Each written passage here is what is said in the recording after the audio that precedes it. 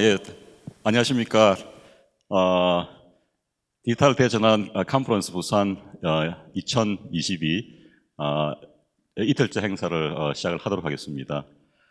제가 어제는 디지털 트윈과 메타버스, 그리고 국제 표준과 디지털 전환, 그리고 해양과 물류 쪽 관련돼 가지고 세션을 진행을 했었고요. 둘째 날인 오늘은 키노트 두 분이 있습니다. 우리 기업이 디지털 대전환을 하면서 어떻게 혁신을 해야 될지 우리 앙변민 대표님께서 곧 키노트를 하실 거고요. 그 다음에 오후에 자율주행과 모빌리티 관련돼 가지고 국민대학교 정구민 교수님께서 또 키노트 스피치를 하실 예정입니다. 그리고 오늘은 세션이 3개가 있습니다. 첫 번째 오전 세션은 지금 정부가 디지털 주소 플랫폼이라는 걸 준비를 하고 있습니다. 그래서 주소 기반의 어떤 산업이 앞으로 굉장히 많이 활성화될 텐데 거기에 대한 세션이 준비되어 있고요. 오후에는 저희가 부산이 스마트시티 국가시범 도시입니다. 그래서 부산 전체 디지털 전환 플랜과 그 다음에 에코델타 시티, 그 다음에 스마트시티에 관련된 프로젝트를 소개하는 시간을 가질 거고요. 그 다음에 마지막으로 또 부산의 가장 큰 산업인 수산, 스마트 수산에 관해서 또 디지털 전환에 대한 좋은 강연이 준비가 되어 있습니다. 끝까지 좀 들으시길 부탁을 드리고요. 저희가 오늘 처음 오신 분도 계시는데요. 그 매번 키노트랑 세션 발표를 마치고 첫 번째 질문하시는 분에게는 저희 컨퍼런스에 강연자 분 한 3분이 본인들의 책을 준비를 하셨습니다. 그래서 저자 사인이 되어 있는 책을 드릴 테니까 질문 좀 많이 부탁을 드리고요. 지금 많이 안 계시니까 충분히 여러분들께서 책을 받아가실 것 같고요. 그리고 마지막 저희가 세션 6에 마치게 되면은 또 경품이 좀 준비되어 있습니다. 아이패드 에어라든지 그리고 뭐 커피 머신 등 많은 경품이 또 준비되어 있으니까 끝까지 남으셔가지고 좀 같이 저희랑 같이 호흡을 했으면 합니다. 예, 오늘 첫 번째 키노트 스피커를 소개를 드릴 텐데요. 저희가 어제부터 디지털 대전환 이야기를 많이 하고 있는데 어떻게 그러면은 기업에서 준비를 해야 될지 열린 비즈랩의 안병민 대표님께서 이제 강연을 해줄 텐니다. 안병민 교수님은 휴넷의 마케팅 이사도 역임을 하셨고요. 현재 아주 활발하게 컨설팅이라든지 뭐 교육 그리고 책도 이렇게 많이 펴내시는 활동을 하고 계십니다.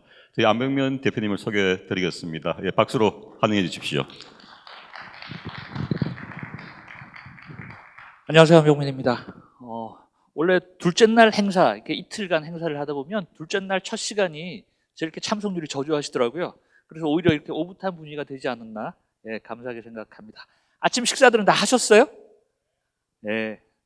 예, 제가 준비한 내용은요, 여기 적혀 있는 것처럼 서비타이제이션이라는 겁니다. 우리가 지금 디지털 대전환을 주제로 이틀째 행사를 하고 있는데요. 우리 기업들은 어떤 준비를 해야 될지 이 서비타이제이션이라는 개념을 중심으로 말씀을 좀 드려보려고 합니다. 자, 그래서 처음 드리는 질문. 지난 10년간 어떤 변화들이 얼마나 생겼나요? 어떠신가요? 스마트폰이란 게 우리나라에 도입된 게 이제 10년이 조금 넘은 것 같아요. 문명의 표준이 바뀌었다라는 이야기를 할 정도로 스마트폰이란 것 때문에 우리 삶 자체가 엄청난 변화를 지금 겪고 있습니다. 이제 스마트폰으로 짜장면도 시켜 먹고요. 스마트폰으로 택시도 부르고요. 스마트폰으로 송금도 하고 결제까지 하는 그런 세상이에요. 엄청난 변화들이 지난 10년 동안 일어났다라는 겁니다. 그러면 두 번째 질문 이거죠. 그럼 앞으로 10년 동안 어떤 변화들이 얼마나 일어날 거냐? 아마 상상도 못할 일들이 생겨나지 않을까 싶습니다. 그럼에도 불구하고 확실한 거 하나는 아마 지난 10년보다는 훨씬 더 큰 변화들이 훨씬 더 많이 일어날 거다라는 거예요. 이런 변화들을 어떤 것들이 만들어내는 거냐? 오늘 이제 주제이기도 한 이 디지털이라는 것들이 우리 삶의 변화들을 만들어내는 거죠. 그래서 어제와 오늘 우리 디지털 기술에 대한 이야기들 많이 준비되어 있고 오늘도 그런 말씀 많이 드릴 텐데요. 이제 저는 디지털 기술도 물론 중요하지만 이런 디지털 기술들이 어떤 변화들을 만들어내고 있는지 어떤 방향으로 그런 변화들이 일어나고 있는지 인문학적인 관점에서 우리 사회 변화 이런 부분들을 전반해서 좀 짚어보려고 하고요. 그리고 후반에서는 이런 디지털이 만들어내는 비즈니스 현장에서의 변화, 고객 경험이라는 것들이 지금 마케팅 분야에서 되게 중요한 개념으로 부상하고 있습니다. 이제 고객이라는 사람들은 제품을 구매하는 게 아니라 고객 경험이란 걸 구매해, 이런 이야기를 할 정도로요. 그래서 이런 고객 경험들이 디지털로 인해서 어떻게 바뀌고 있는지, 그래서 우리 또 기업들은 어떤 방향으로 혁신들을 만들어 나가야 될지 40분에 걸쳐서 말씀을 드리려고 합니다. 본격적인 말씀 드리기 전에 어떤 사람이길래 저런 이야기를 하는 걸까 궁금해하시는 분들도 계실 것 같아가지고요. 제 소개를 좀 드리겠습니다. 저는 마케팅과 세일즈, 리더십과 조직 문화를 아울러서 경영 혁신을 화두로 이렇게 글 쓰고 강의하고 책 쓰고 자문하는 이런 일을 하고 있습니다. 제가 관심 가지고 열심히 글 쓰고 연구하고 하는 분야 주제들인데요. 여기 한가운데 뭐가 있나요? 네, 혁신이요, 혁신. 이 혁신이란 화두가 예전부터 조직 경영, 기업 경영에서 되게 중요한 화두였습니다. 근데 그 중요성이 예전보다 훨씬 커지고 있다는 거예요. 이유가 뭘까요? 변화의 속도가 엄청나게 빨라지고 있기 때문에.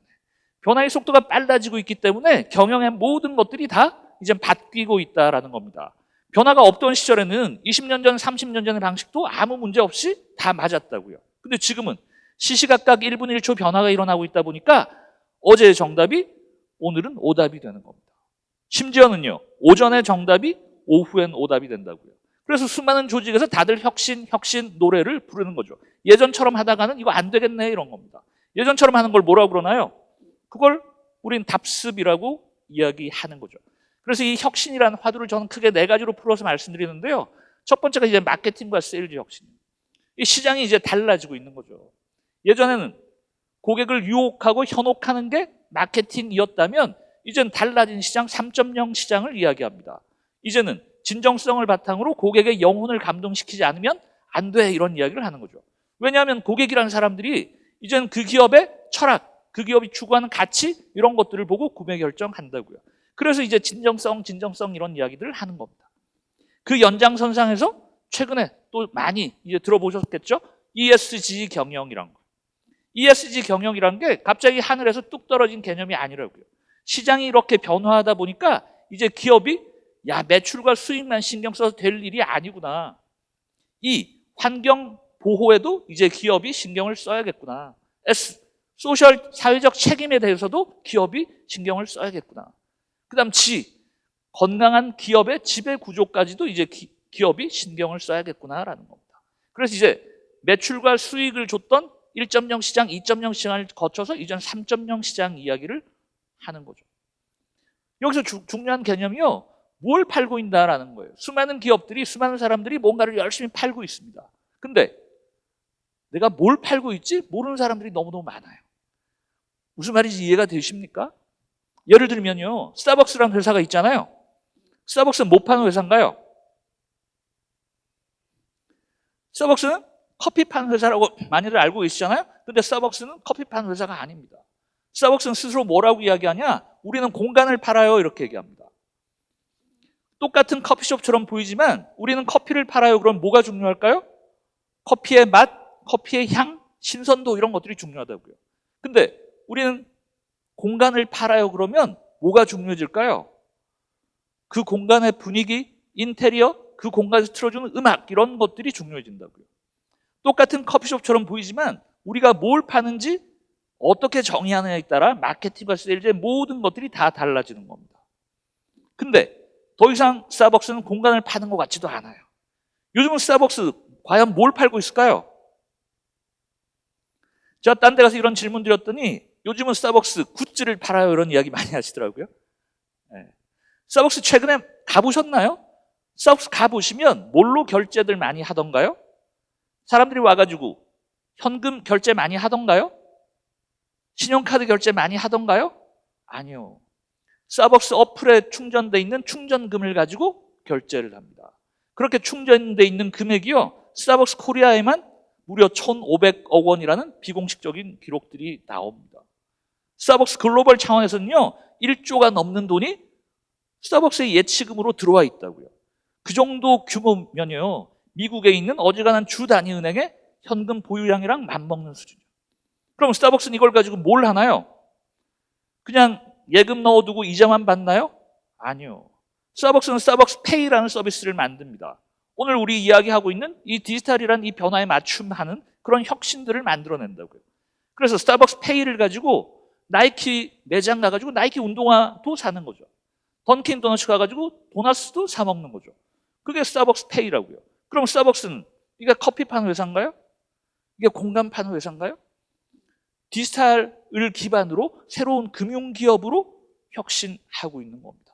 그래서 이 디지털이라는 것들이 우리 업종은 디지털이랑 상관없어. 천만에요. 스타벅스는 무슨 상관이 있었나요? 이 디지털이라는 것들이 우리 삶 자체를 송두리째 바꿔놓고 있다는 생각을 하셔야 됩니다.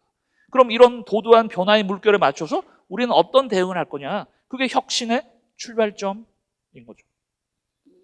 자, 그 다음 오른쪽 보시면 리더십과 조직 문화입니다. 세상이 이렇게 바뀌다 보니까 리더십도 더 이상 예전처럼 하면 안 되겠네. 예전에는 지시하고 명령하고 통제하는 그런 리더십이죠. 지시하고 명령하고 통제하면 예전엔 따랐거든요. 근데 요즘은요. 안 따른다니까요. 속된 말로 까라면 까던 시절 우리가 살아오셨잖아요. 근데 지금은요. 까라 그러면 위험합니다. 오히려 까이실 수 있습니다. 그죠? 제가 수많은 기업의 CEO분들 만나서 이야기 나누다 보면 흔히 말하는 이른바 MZ세대 때문에 너무너무 힘들래요. 소통이 안 된답니다. 외계인 같답니다. 근데 더 외계인 같은 이제 친구들이 우리 사회에 나올 준비를 하고 있습니다. 올해 대학 입학한 친구들 몇 년생인지 아세요? 2003년생이요.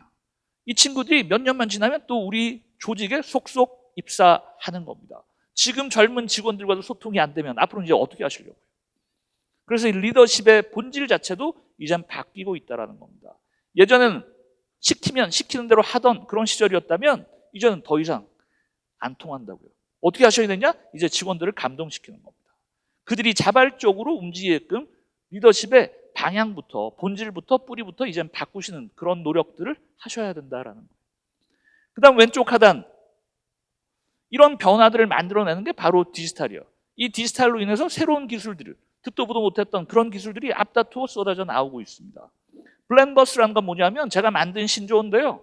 블록체인, NFT, 메타버스 합쳐서 블렌버스라고 제가 이름을 붙였습니다. 이뿐만 아니라 빅데이터, 클라우드, 드론, 인공지능, 로봇 별의별 기술들이 다 쏟아져 나오고 있잖아요. 좀 전에도 말씀드렸지만 우리 업종은 그런 디지털이랑 상관없는데 IT랑 상관없는데 천만에요. 디지털이 우리 삶을 완전히 바꿔놓고 있는데 어떻게 우리라고 예외일 수 있겠냐고요. 커피 팔고 있던 스타벅스도 그래서 혁신하는 겁니다. 이 변화의 흐름을 예의주시하시지 않으면 이제는 순식간에 나락으로 떨어지는 그런 세상을 살고 있는 겁니다. 마지막 오른쪽 하단 보시면 이 혁신이라는 화두를 내 삶의 경영에는 어떻게 적용할 거냐, 우리 세상, 우리 사회를 혁신할 때는 어떻게 적용할 거냐, 그 내용들을요 노자 철학이랑 캐주얼이라는 방법론을 가지고 이런저런 글을 쓰고 강의들을 하고 있습니다.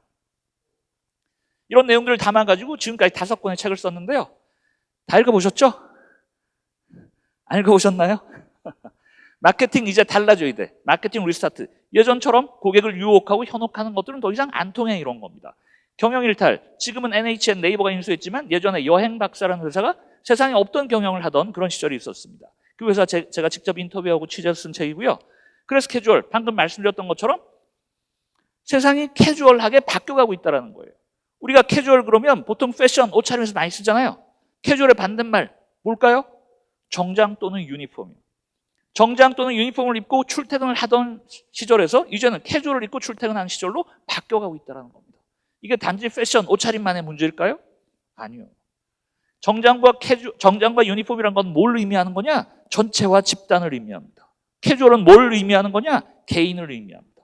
이제 시대 정신 자체가요, 전체와 집단에서 개인으로 옮겨가고 있다는 겁니다. 그래서 오늘 말씀드릴 내용, 그 부분들 앞부분에서 또 풀어서 소개를 좀 해드리겠습니다. 숨은 혁신 찾기. 혁신 그러면 많은 분들이 멀게만 생각하시는 것 같아요. 야, 혁신 그 대기업들이나 하는 거 아니야? 천만에요. 우리 일상 모든 것들이 혁신의 대상입니다. 지금까지 오른쪽 길로만 다니셨으면 오늘은 왼쪽 길로도 한번 가보시고요. 지금까지 위에서 내려다만 보셨으면 밑에서 한번 올려다도 보시고요.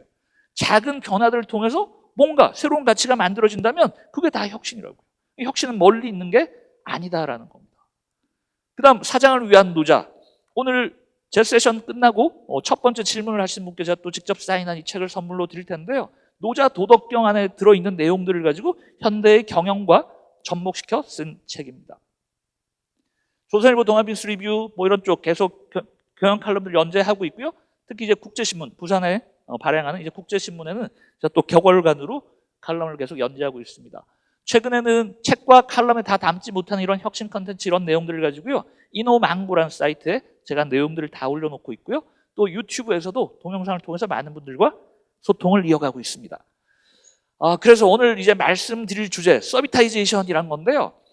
이게 신조, 새로 생긴 난리입니다. 서비스화한다라는 개념을 이렇게 표현한 단어인데요. 이게 신조어다 보니까 서비타이제이션이라고 표현하기도 하고요. 서비사이징이라고 표현하기도 하고 서비사이제이션이라고 표현하기도 합니다. 어쨌건 핵심 개념은 뭐냐면 기존의 제품들을 이제 서비스화해서 판다라는 겁니다. 디지털 기술들이 발전하면서 이제 기업들이 어떤 차별화들을 만들어낼까, 디지털 기반으로 이제 이런 변화들을 만들어내는 거죠. 자, 앞에 개랑 고양이 이미지가 있는데요. 개와 고양이 구분. 우리 인간에게는 너무나 쉬운 일입니다. 그죠? 어떤 게 개고 어떤 게 고양이고 너무나 쉽게 구분하실 거예요. 근데 이걸 컴퓨터에게 가르친다면, 로봇에게 가르친다면 어떻게 가르쳐야 할까요? 크게 두 가지 방법이 있을 것 같아요. 연역법, 귀납법 그러잖아요. 연역법은 뭐죠? 일반적인 원리. 야, 개의 특성은 이런 거야. 고양이의 특성은 이런 거야. 컴퓨터에게 그걸 가르쳐 주는 겁니다. 그래서 개 사진 하나 보여주고 자, 이거 개야? 고양이야. 아까 원리, 특성 다 가르쳐 줬으니 너 이제 맞춰야지 이런 거. 이게 연역법이야. 귀납법은 뭐죠? 수많은 개와 수많은 고양이 사진들을 보여주고요. 야, 얘는 개야. 얘는 고양이야. 그것들을 통해서 스스로 이런 특성들을 가지고 있는 게 개구나. 일반적인 원리를 추론하는 게 귀납법이에요. 지금까지는 어떤 방법으로 컴퓨터와 로봇에게 이 구분법을 가르쳐 주려고 했었냐? 연역법이에요. 우리 일반적인 생각이잖아요. 개의 일반적인 속성, 특성, 특징 이런 것들, 고양이의 일반적인 특징 이런 것들을 가르쳐주고 구분하게 시켰던 겁니다. 근데 이게 잘 안 되네라는 거예요. 왜 잘 안 될까요? 우리 인간에게는 이렇게 쉬운 일이. 보니까 개와 고양이가 너무너무 다양한 특징들을 가지고 있는 거죠. 이 구분 가능하신가요? 우리 인간에게도 쉽지 않은 일입니다. 개처럼 보이는데 쿠키였네 이런 거예요. 이거 어떻게 설명해야 로봇이나 컴퓨터에게 알아듣게 판단하게끔 할 수 있을까요?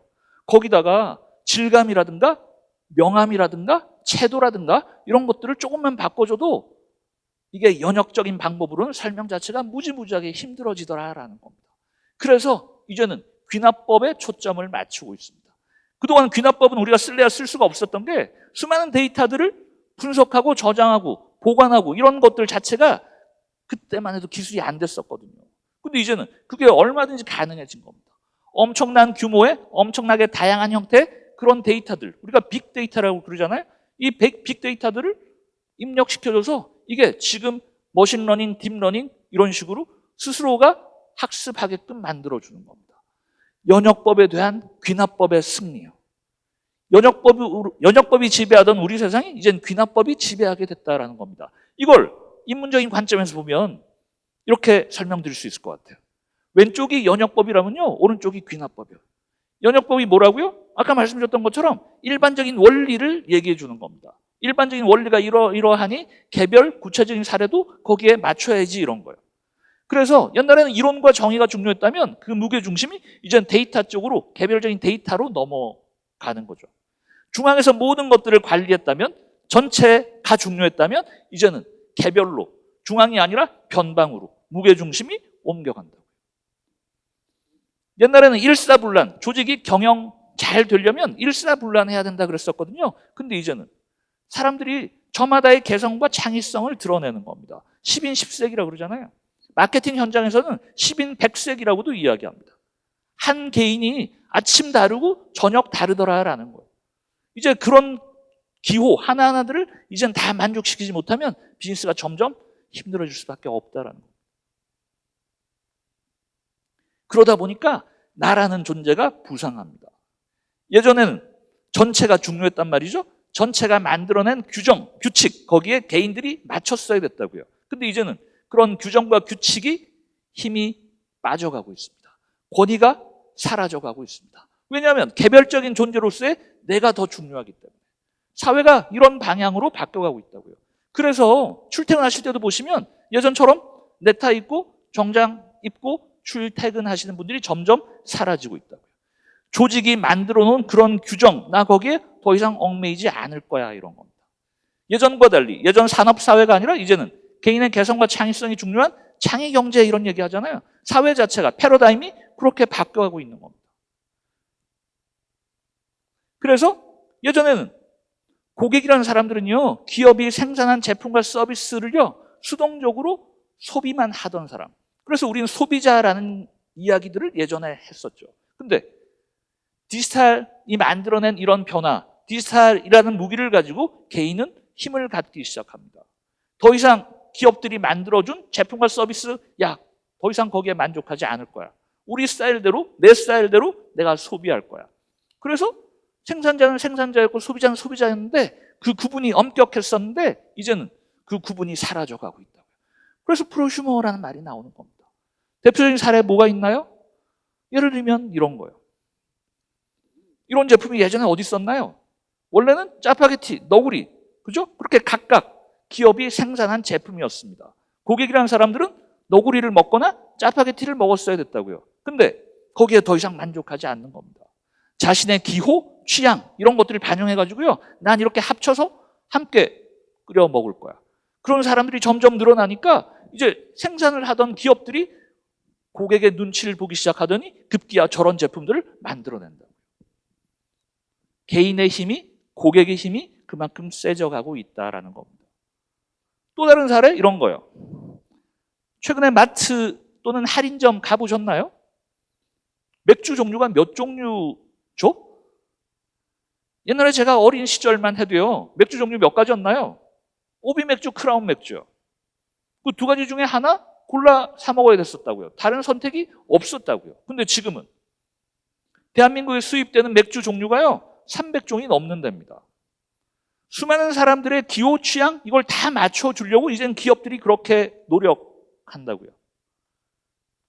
그래서 옛날에는 이제 도가 각 개별적으로 주막이라는 데서 팔던 이 술이라는 것들을요, 산업화가 진행되면서 주류회사, 대형 기업들이 술을 만들기 시작합니다. 근데 그 시기를 지나서 이제는 각자가 나만의 맥주를 만들어 먹을 거야. 온라인 쇼핑 검색 한번 해보시면 내 스타일대로 만들어 먹는 맥주 이런 키트를 판다고요. 맥주만 그런가요? 아니요, 막걸리도요. 이제 각자가 다 내 스타일대로 할 거야 이런 겁니다. 개인의 중요성이 그만큼 커져가고 있다고요. 개인의 권력이 그만큼 커져가고 있다고요. TV는 어떠신가요? TV 많이 보시나요?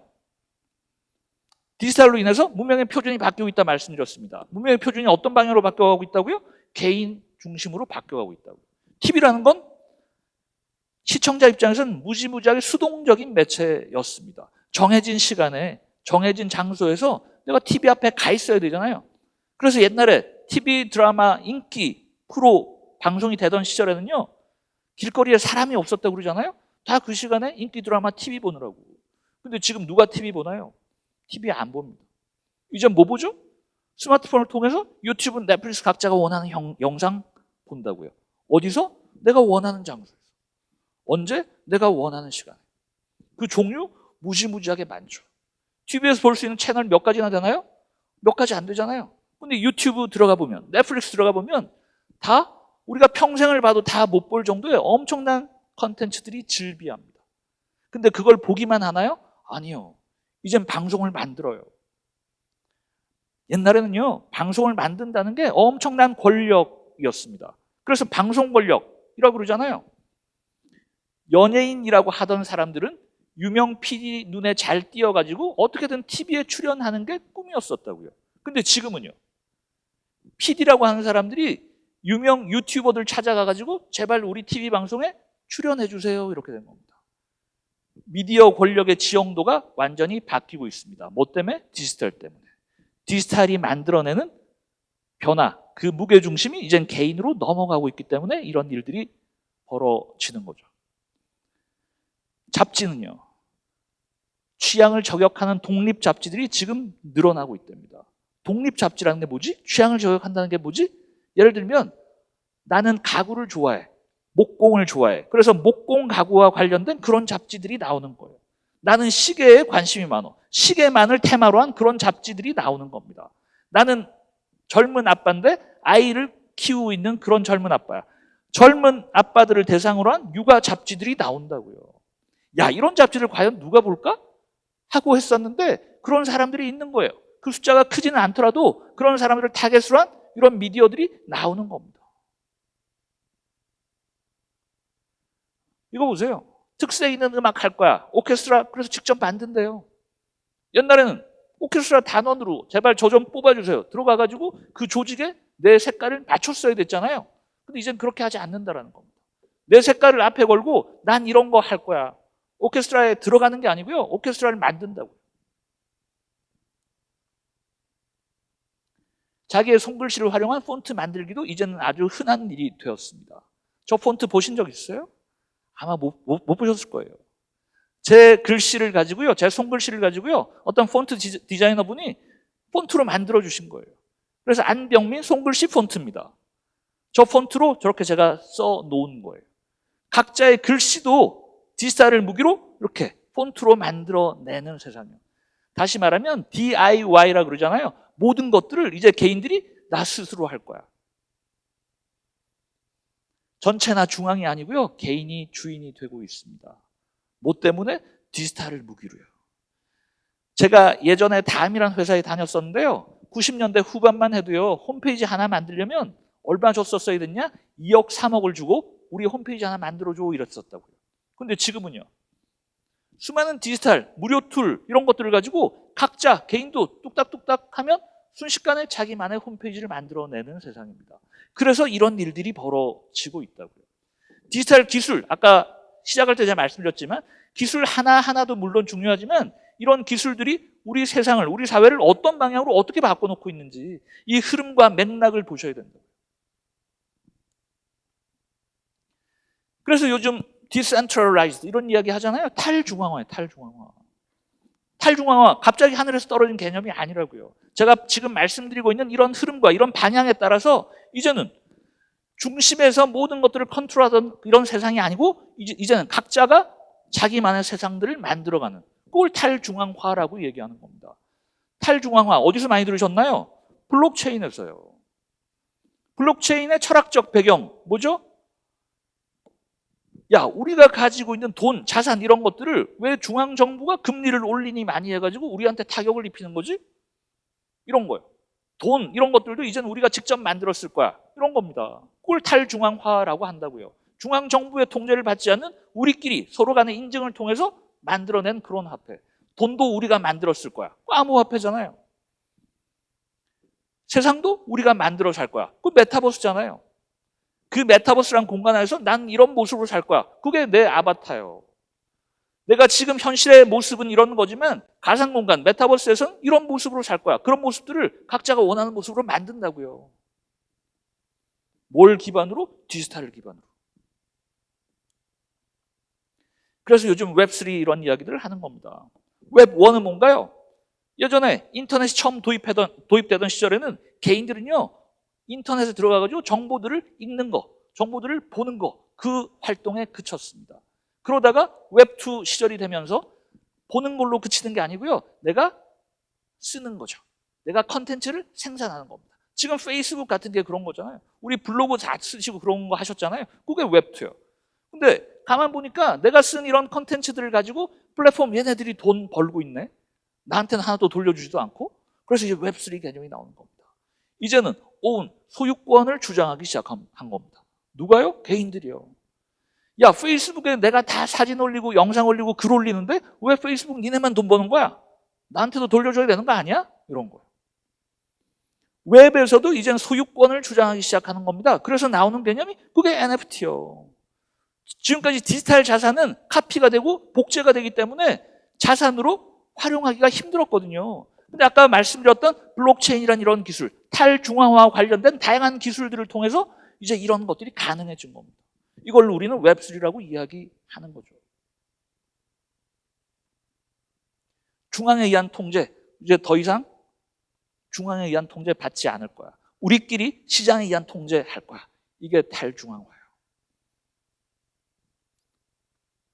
그러다 보니까요, 우리 기업에서도 소위 말하는 MZ세대, 아까 시작할 때 제가 잠깐 말씀을 드렸지만 이제 젊은 직원들의 생각들이 다른 겁니다. 새로 나온 신조 인플루언서입니다. 인플루언서는 뭐냐? 인플로이 플러스 인플루언서예요. 인플로이, 급여를 받는 근로자, 노동자잖아요. 인플루언서, 영향력을 미치는 사람. 이제 우리 조직에 입사하는 젊은 직원들은요, 나는 더 이상 인플로이가 아니야. 돈 많이 준다고 그냥 일하는 그런 사람 아니야 라는 겁니다. 그럼 니네는 뭔데? 돈 월급 받으면 당연히 일해야지. 근데 플러스 내가 하고 있는 일을 통해서 난 세상에 어떤 영향을 미치는 건지 나 그거 따지겠다라는 거예요. 내가 하고 있는 이 일을 통해서 사회에 어떤 가치를 더해줄 수 있는 건지, 어떤 의미가 있는 건지 이거 따지겠다는 거예요. 의미 없으면 안 하겠다라는 겁니다. 그래서 퇴사가 늘어나고 있다고요. 급여 많이 주는데 능사가 아니라고요. 요즘 같은 불경기 속에서도 삼성, LG 같은 대기업에 들어간 그런 이제 그 구직자들 1년 안에 퇴사하는 비율이 30% 가까이 된다고 그러잖아요. 근데 차라리 깔끔하게 퇴사하면 그나마 나아요. 요즘은 또 어떻게 하는지 아세요? 조용한 퇴직이라 그러잖아요. 퇴직하지는 않았는데 마인드는 이미 퇴직한 거예요. 그렇게 일을 하는 겁니다. 그런 직원들이 우리 조직에 많다고 생각해 보세요. 무슨 성과가 어떻게 날 거냐고요. 인플루언서란 이 개념도 왜 나온 거라고요? 아까 말씀드렸던 것처럼 이젠 전체나 집단이 중요한 게 아니라 개인으로 무게중심이 옮겨가고 있다. 그래서 제가 아까 감동이란 걸 말씀드린 겁니다. 이제 직원들이 자발적으로 움직이지 않으면 우리 조직은 성과를 낼 길이 없다고요. 옛날에는 지시하고 명령하고 통제하면 따랐었잖아요. 이젠 안 따른다니까요. 그럼에도 불구하고 채찍질을 계속 가하시면 하는 척합니다. 너 주인의식 가지고 일해. 채찍질을 하시면요, 주인의식을 가지고 있는 척 연기한다고요. 그걸 영혼 없는 노동이라고 이야기하는 거예요. 하는 척만 하는 거죠. 자, 이런 변화들 때문에 디지털이 만들어낸 변화, 야, 이런 방향으로, 이런 흐름으로, 이런 맥락으로 바뀌어가고 있네. 그게 비즈니스 현장에도 그대로 접목됩니다. 고객이라는 사람들이요, 옛날에는 그냥 제품, 그냥 대량 생산한 제품들을 팔면 자기가 필요하면 사고 아니면 말고 단순했었잖아요. 근데 이제 그런 방식에 더 이상 만족을 못하더라라는 겁니다. 야, 모두를 위한 그런 제품, 모두를 위한 서비스 말고 나를 위한 제품을 만들어줘. 나를 위한 서비스를 만들어줘. 이거. 고객이라는 사람들의 권력이 커져가고 있는 거죠. 그래서 이제 이런 사례들이 나오는 겁니다. 오늘 말씀드리려고 하는 서비타이제이션이란 건데요, 제품을 제품으로 파는 게 아니고요, 제품을 서비스로 판다고요. 이게 과연 무슨 말이지? 헬스탄 스마트 쿠킹이라는 회사가 있습니다. 원래 뭐 하는 회사였냐면요, 냄비 팔던 회사였어요. 후라이팬 팔던 회사였어요. 옛날에는 냄비 팔고 후라이팬 팔고 그걸로 그냥 끝. 그죠? 근데 지금은 야, 이렇게 팔아가지고는 더 이상 고객을 만족시킬 수 없겠구나. 비슷한 경쟁 업체끼리 차별화도 안 되는구나. 그래서 이걸 서비스화하기 시작합니다. 디지털을 기반으로요. 그래서 어떻게 하냐면 우리가 팔고 있는 후라이팬에 센서를 부착합니다. 이 센서를 통해서 이 후라이팬의 지금 온도가 몇 도인지, 이 온도가 지금 몇 초, 몇 분 동안 지속되고 있는지 이런 것들을 다 캐치한다고요. 그런 데이터를 분석해가지고요, 뭐랑 연동시키냐? 스마트폰이랑 연동시켜요. 스마트폰에 이 회사에서 만들어낸 레시피, 그거랑 연동시킵니다. 그래서 내가 어떤 요리를 하려고 그러잖아요. 그 레시피대로 그대로 따라만 하면 돼요. 그러면 이 레시피, 스마트폰은요, 지금 요리하고 있는 이 후라이팬의 컨디션을 그대로 다 파악하고 분석해서 지금 고기 넣으세요. 지금 온도 몇 도니까 2분 있다가 꺼내세요.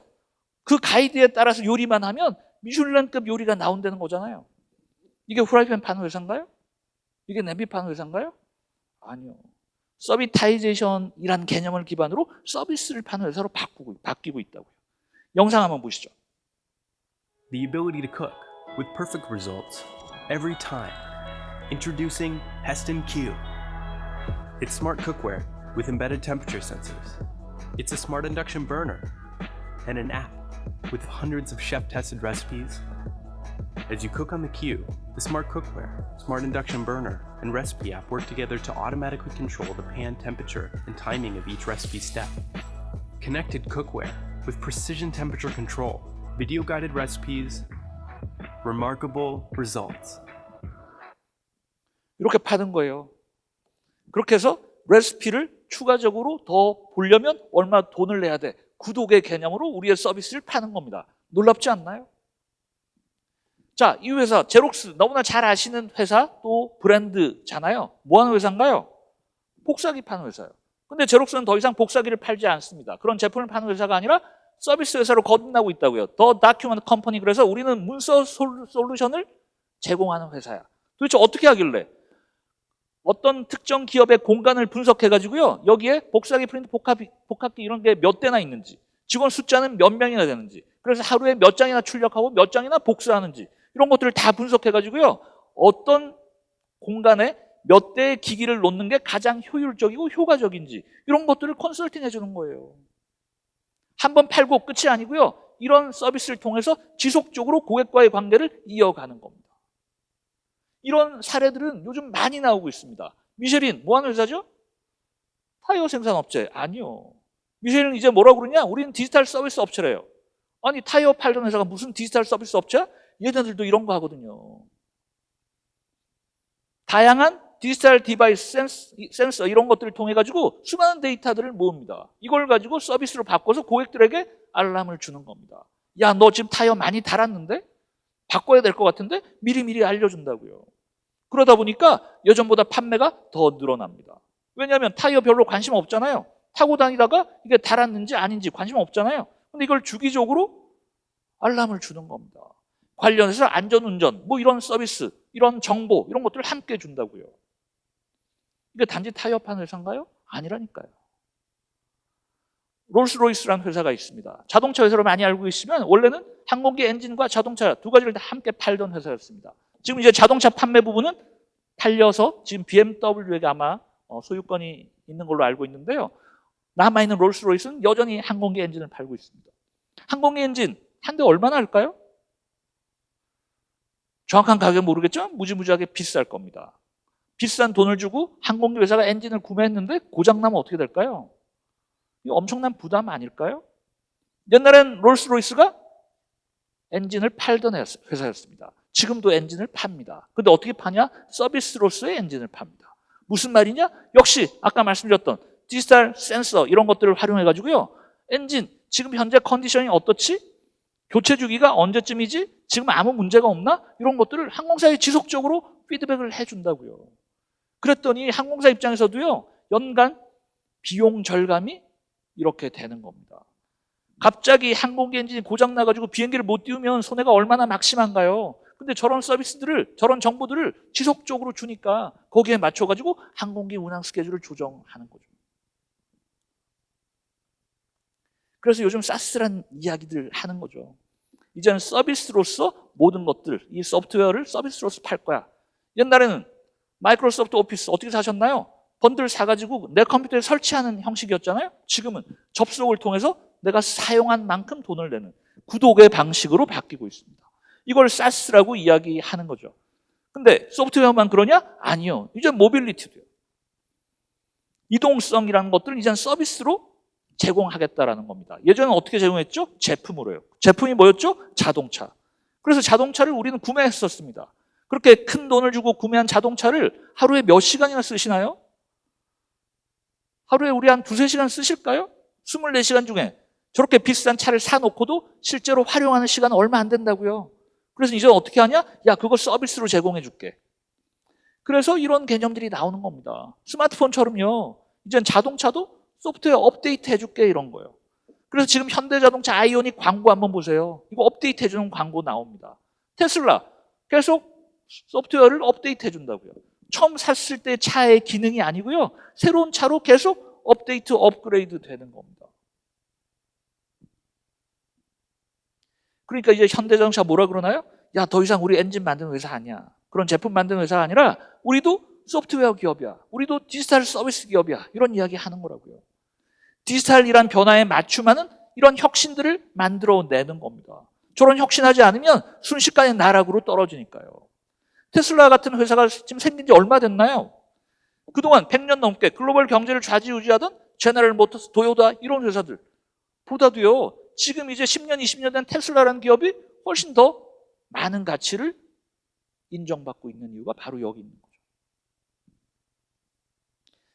보험, 옛날에는 보험 그냥 보험 상품으로 사는 거였습니다. 이제는 보험도 타는 만큼 돈 내래요. 그래서 이제 이런 서비스에 많은 사람들이 호응을 보이는 거죠. 모든 것들이 이제는 서비스로 다 바뀌고 있습니다. 그래서 X를 붙여가지고 사스를 그리는 사스. 이젠 제품으로 팔아가지고는 더 이상 차별적인 우위를 발휘하기가 힘들다고요.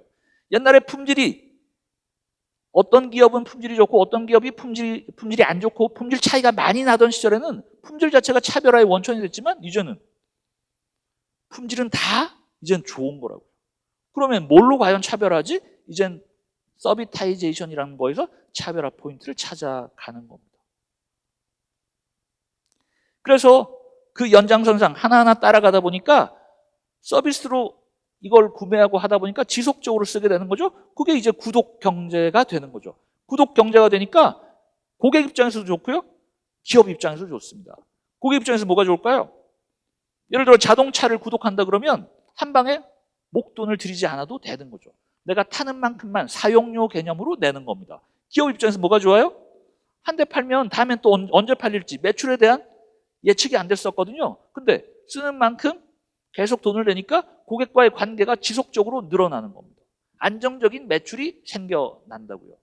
역시 이 구독 경제라는 것 때문에 많은 아이템들이 이런 변화의 방향에 함께 올라타고 있는 거죠. 이제 물도 구독하고요, 차도 구독하고요, 그림도 구독하고요, 생리대까지 구독한대요. 거기다가 방금 말씀드렸던 것처럼 이제 자동차까지 구독하는 겁니다. 월 몇십만 원 내면요, 너 세대까지, 1년에 세대까지 차 바꿔가면서 탈 수 있어. 이런 거예요. 돈을 많이 내면 더 다양한 차종의 차들을 탈 수 있는 겁니다. 자동차 한 대 사가지고 몇 년 동안 타면 지겹잖아요. 근데 구독하듯이 이거 한 3개월 이 차 구독해서 타다가 또 다음 3개월은 다른 차 구독해서 타고 이런 겁니다. 근데 지금은 단순히 구독만 하는 이런 수준인데요. 여기에 디지털 기술이 덧붙으면 어떻게 될까요? 해당 자동차, 디지털 트윈이라고 그러잖아요. 어제도 디지털 트윈 관련된 기술 많이 언급이 됐었는데요. 지금 이 자동차와 똑같은 컨디션의 자동차를 디지털 공간에 구현해 놓고요. 데이터를 연동시켜 놓는 겁니다. 고객한테 출고된 이 자동차의 컨디션이 어떤 상태인 건지 사무실에 앉아서 다 분석한다고요. 그래서 이 운전자의 취향, 운전 습관 이런 거 다 분석한다고요. 그러면 이 고객이 좋아할 만한 차도 우리가 추천해 줄 수 있는 겁니다. 이 고객의 운전 습관에 따라서 자동차와 관련된 정비 정보도 우리가 맞춤형으로 줄 수 있다고요. 결국 중요한 건 푸시. 옛날에는 제품을 만들어가지고 이거 사, 저거 사. 푸시형 형태의 마케팅을 했었거든요. 근데 이제는 고객이 우리를 찾게끔 만드는 거. 이게 핵심 포인트예요. 그럼 왜 고객이 우리를 찾는 거지? 이거 핵심은 맞춤형으로 한 명 한 명에게 만든 서비스를 제공하시는 겁니다. 옛날에는 매스로 대량으로 생산하는 것들을 그냥 사, 싫으면 말고 이런 거였다면 이제는 디지털 기술을 기반으로 한 명 한 명의 맞춤형 서비스가 가능해졌다라는 겁니다. 이제 이거 하셔야 된다고요. 맞춤형 추천을 요즘 비즈니스 현장에서 뭐라고 그러냐? 이걸 큐레이션이라고 얘기한다고요. 그러니까 구독 경제, 큐레이션 이런 개념들이 역시 한 세트로 함께 맞물려 돌아가고 있습니다. 뭘 기반으로? 디지털을 기반으로. 자, 마지막 슬라이드인데요. 결국 중요한 건 뭐냐? 예전에 변화가 별로 없던 시절에는 우린 지금 현재 1인데 2를 만들고 3을 만들고 하나하나 업데이트하고 업그레이드하는 이런 개선이라는 것들이 되게 중요했었습니다. 개선만 잘하면 기업은 계속 성장하던 시절이 있었습니다. 근데 지금은요. 상상도 못한 변화들이 막 일어나는 거예요. 이걸 경영학에서 뭐라 그러냐? 역량 파괴적 환경 변화라고 얘기하는 겁니다. 우리가 갖고 있는 역량을요 순식간에 무력화시키는 그런 변화들이 일어난다고요. 대표적인 사례 코다칼라 이런 거예요. 우리는 필름이란 이 분야에서는 독보적인 그런 존재임에도 불구하고 세상이 바뀌어버렸잖아요. 디지털 카메라 세상이 오다 보니까 아무도 우리 필름을 찾지 않는 겁니다. 그걸 역량 파괴적 환경 변화라고 그런다고요. 그래서 야, 개선만 중요한 게 아니었구나. 이제는 혁신, 여기에 신경을 써야겠네. 근데 혁신은 상대적으로 쉽지가 않습니다. 1에서 2를 만들고 2에서 3을 만드는 것보다요 0에서 1을 만드는 게 무지무지하게 힘들다고요. 그래서 0과 1 사이에 이 커다란 장벽이 있잖아요.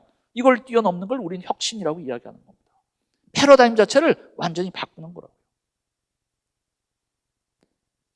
적응하든지 죽든지 선택하라. 이건 자연이 한결같이 요구하는 냉혹한 명령이다.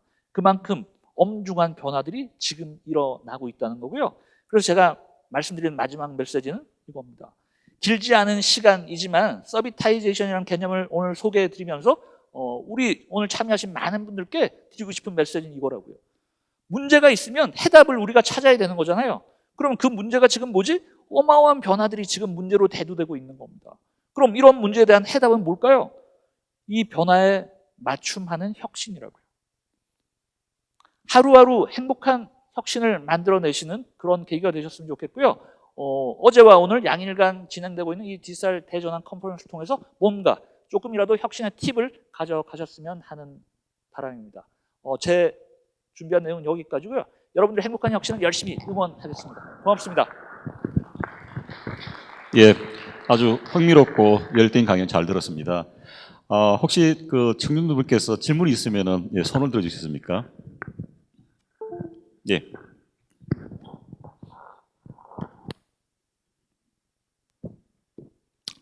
주식회사 SDG 대표 안병직입니다. 사실 제가 2020년도에 그 안병민 대표님이 그 어딘가에서 제가 보면서 아까 이 말씀하셨어요. 어제의 정답이 오늘의 오답이 될 수 있다. 이 말씀을 듣고 제가 책을 읽는 걸 좋아하는데 이 책을 사가 봤었어요. 그 보면서 내가 너무 좋아가지고 한 4권을 사가 친구들에게 선물을 해놓은 경험이 있는데, 그래 오늘 말씀드린 질문을 하나 드린다면, 저는 식품을 만드는 공장에 농심부터 원료를 대주는 사업을 하다가 대기업들이 자기들이 모든 걸 잠식해 가잖아요.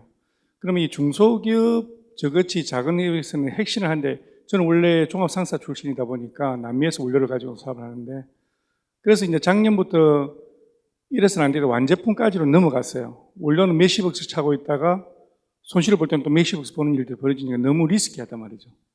그래서 2020년도에 그 대표님이 책을 읽으면서 감성으로 직원들을 또 잡아야 된다. 그리고 이제 제품을 왓이 아니라 이 제품을 왜 만드느냐, why가 중요하다. 그렇게 말씀을 해 주셨거든요. 근데 소기업들에게는 이게 한계가 있어요. 그게 상당히 지금 경이로운 왕족이라는 브랜드를 만들어 놓고 저희들도 이 마케팅의 한계를 느끼거든요. 근데 이런 것들은 어떤 좋은 방법이 있을 것인가? 저는 페이스북이나 이런 것도 유튜브 이런 것도 좋을 것 같은데 어떻게 그쪽으로 전문가시니까 어떤 좋은 방법을 활용하는 게 좋을지를 좀 대답해 주시면 감사하겠습니다. 되게 어려운 질문을 주셔가지고 사실 경영이라는 게 변수들이 너무너무 많습니다. 지금 말씀하신 마케팅도 문제일 수 있겠지만 예컨대 조직 문화라든가 우리가 미처 생각하지 못했던 새로운 문제들이 아마 또 있을 수도 있는 거죠. 그래서 지금 제가 뭐 짧은 시간에 뭐 잠깐 말씀을 듣고 나서 이렇게 하시면 잘 될 겁니다. 절대 제가 그런 정답을 말씀드릴 수는 없고요. 리더시라면, CEO시라면 끊임없이 세상의 변화와 함께 우리 스스로를 성찰하는 부분, 이것도 역시 우리의 경쟁력을 확보하기 위한 가장 이제 선행돼야 될 출발점이 아닌가 싶습니다. 그래서 충분한 답변을 드리지 못하는 거 양해를 해주시고요. 제가 오늘 말씀드린 내용들을 그 질문의 단초로 삼으셔가지고 이런 관점에서 또 저런 방향에서 다양한 질문과 고민들을 통해서 답을 찾아가셔야 되지 않을까 싶습니다. 그런 답이 뭐 쉽게 나온다면 저부터도 뭐 사업해가지고 엄청 잘 돼야 되는 거잖아요. 예, 고맙습니다. 예, 감사합니다. 또 다른 질문 계신 분 있습니까? 예, 저도 듣다 보니까 아이디어도 생각이 나고 질문도 하나 있는데요. 지금 보면은 이제 우리 사회라는 게 개인도 있고 기업도 있고 또 지자체 정부도 있지 않습니까? 그죠? 그래서 지금은 이제 기업들을 위한 어떤 혁신 강연이 있는데 만약에 이제 지자체나 정부도 지금 혁신 또 디지털 정부 플랫폼도 만들고 하는데 그런 지자체나 정부에 좀 조언을 해줄 수 있다면 어떤 게 될 수 있을까요? 제가 이제 혁신을 주제로 뭐 기업들 강의 주로 많이 하고 있습니다만 가서 이제 말씀드리고 나면 많은 분들이 항상 얘기하시는 게 이런 이야기들을 우리 공무원 분들께도 좀 해주시면 좋겠다 그러시더라고요. 그만큼 이제 사실 조직의 생리 자체가 좀 다르기 때문이 아닐까 싶은데요. 결국 핵심은 유연함이 아닐까 싶습니다. 죽은 나무는 바람에 흔들리지 않는다라는 말이 있습니다. 그죠? 죽은 나무가 바람에 흔들릴 수가 없잖아요. 유연해야 생명이라고요. 갓난 아기의 살결은 얼마나 부드럽고 유연한가요? 근데 이제 돌아가신 어떤 시체 아주 딱딱한 거죠. 그러면 우리의 몸뿐만 아니라 육체뿐만 아니라 우리의 생각, 우리의 가치관, 우리의 마인드 역시 말랑말랑 하셔야 된다는 겁니다. 그 어느 때보다 더요. 왜냐하면 지금이 오늘 소개해드렸던 것처럼 엄청난 변화들이 지금 시시각각 일어나고 있기 때문에 우리가 마스크를 쓰고 이렇게 3년 가까이 살게 될 거라고 생각 한번 해보셨나요? 상상 한번 해보셨나요? 상상도 못했던 일들이 지금 버젓이 우리 눈앞에 현실이 되고 있는 거죠. 그래서 예전에 어떤 기준, 규정 거기에 너무 매몰되지 마시고요. 중요한 지금 내 눈앞에 변화에 초점을 맞추시고 이론이란 감옥에서 경험이란 감옥에서 빨리 빠져나오셔야 됩니다. 이론과 과거 이거 빨리빨리 벗어 던지시고요. 지금 내 눈앞에 맞는 그런 혁신들을 만들어내려면 결국 유연함이 핵심이 아닐까 말씀을 드립니다. 예, 감사합니다. 예.